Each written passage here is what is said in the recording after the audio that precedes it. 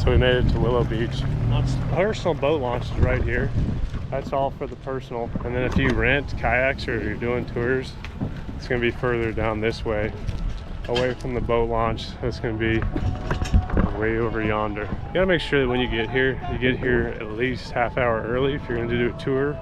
Maybe 45 minutes if you want to wait that long into the river, because the parking lot fills up really full. So everybody wants to get here during the summertime or when the weather's nice. So just keep that in mind if you guys are renting or doing tours down here.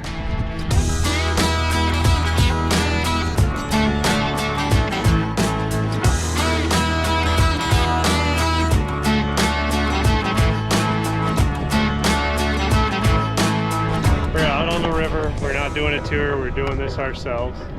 So we're just gonna mosey around, we're gonna pick out that cave and whatever and get to it. The river is gorgeous right now today.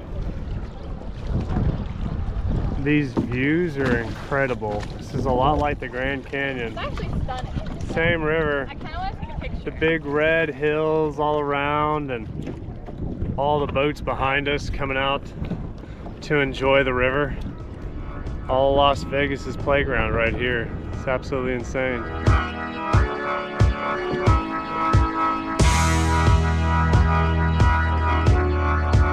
Yeah, for all of you that are coming on a busy day, note it is going to look like a traffic jam out on the water.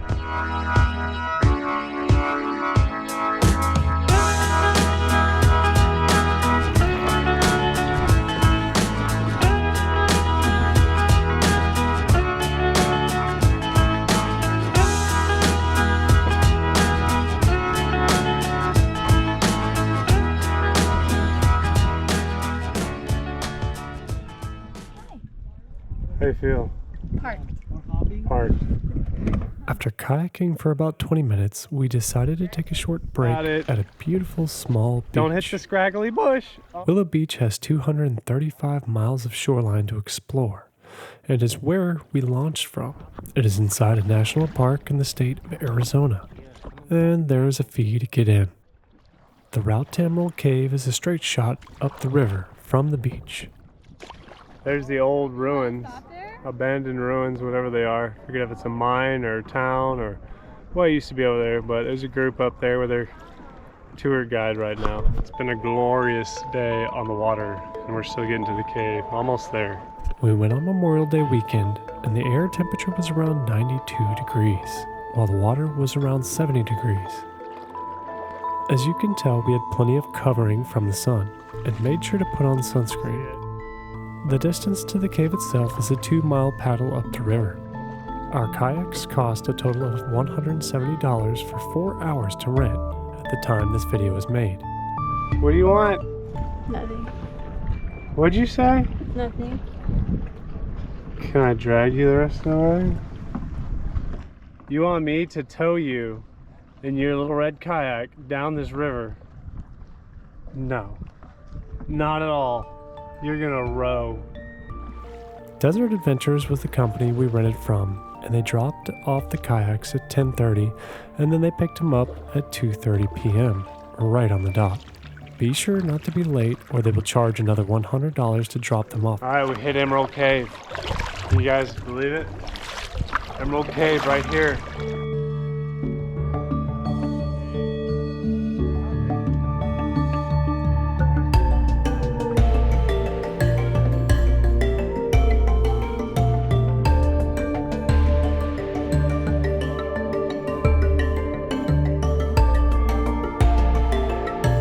Alright, so if you guys can't see, there's like a little boardwalk hovering over the cave here.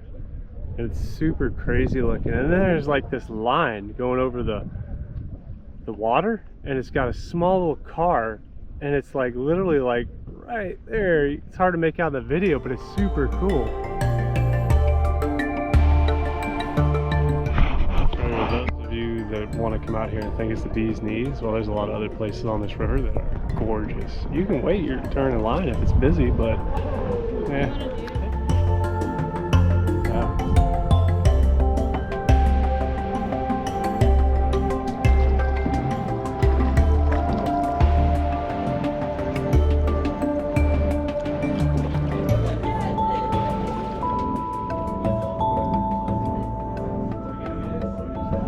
It's got to be like 10, 11 feet deep.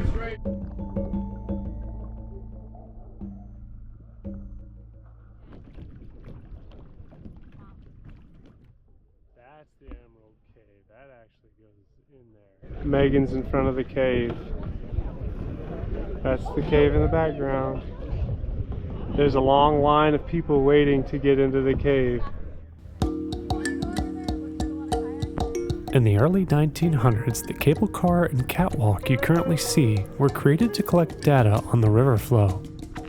This was a key part in building of the Hoover Dam upriver. Researchers needed to know the precise amount of water flowing underneath before they started the large-scale project.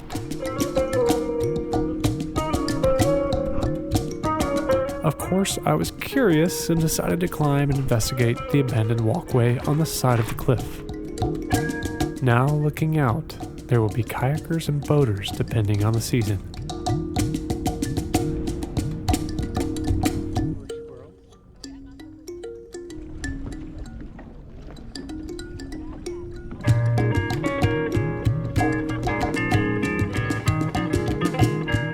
I made sure to get the sit-on tops because it is easier to get in and out of the water from these.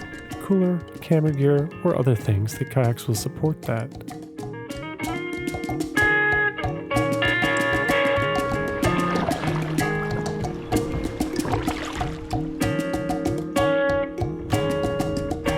After exploring the walkway, we went downriver and parked at a small beach to eat a snack. Eat your cutie, Megan. Is it cute? How do you like being on the river so far? Okay. The cave line was big. The cave line was big? Yeah, that cave line was forever. Tour guides are nice. They're very courteous. Make sure everybody gets their own pictures. The clarity of the water is incredible.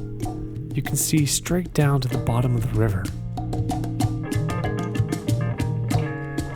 That's the little tram they used going across that platform that I was on over there. If you are quiet enough, wildlife will come right down next to you and enjoy the water.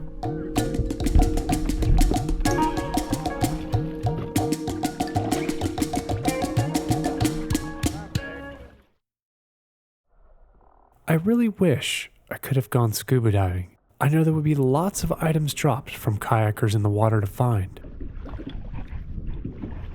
It's up there. You don't have glasses on, so it's harder to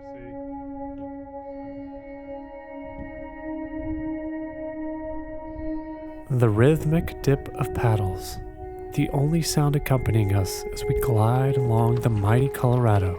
There's a certain magic to these waters. There's the wall up there. Today, our journey takes us to a special place. A whisper from the past nestled high above the tranquil current. We pull our kayaks onto the beach, the soft sand welcoming our tired feet.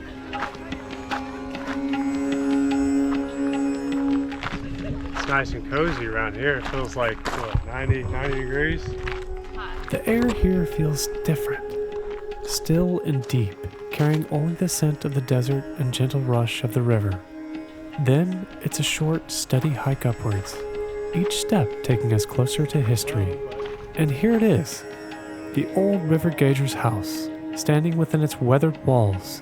You can almost feel the solitude, the dedication of those who once lived here, measuring the pulse of this incredible river. Gauger's house site, 1920s and 1935. Wow. It's a nice picture though. They had a really nice little scene of the entire river.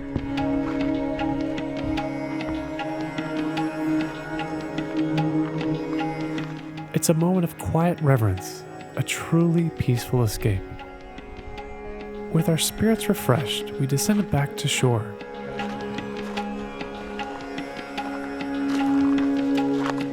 The vast river valley stretching out before us, bathed in the soft glow of the sun. Back in our boats, pushing off into the shimmering water, that same incredible sense of calm remains.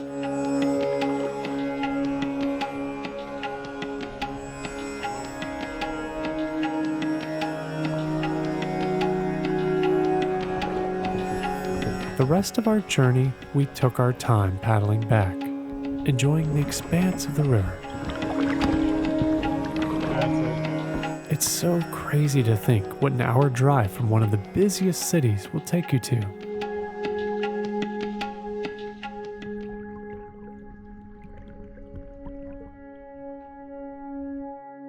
If you decide to take this trip, make sure to pack water. We took a 3-liter Camelback each and put it in our storage area. We are back, kind of close to where we need to be, and it's kind of noisy. It's a lot of noise, but it's okay. Everybody's out enjoying their Memorial Day, so that's nice. All the tents. Me and Megan are just relaxing. We still got some time before we got to be back. We did a little bit of exploring. Beautiful day on the water.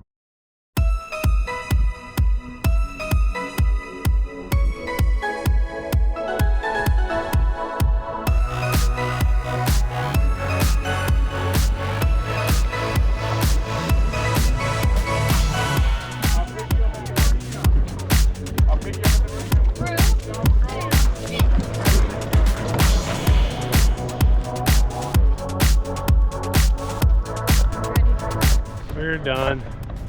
Megan's ready for lunch. I am too. We got picked up right on the dot. They said 2:30. They were there right at 2:30, ready for pickup. So that was kind of nice.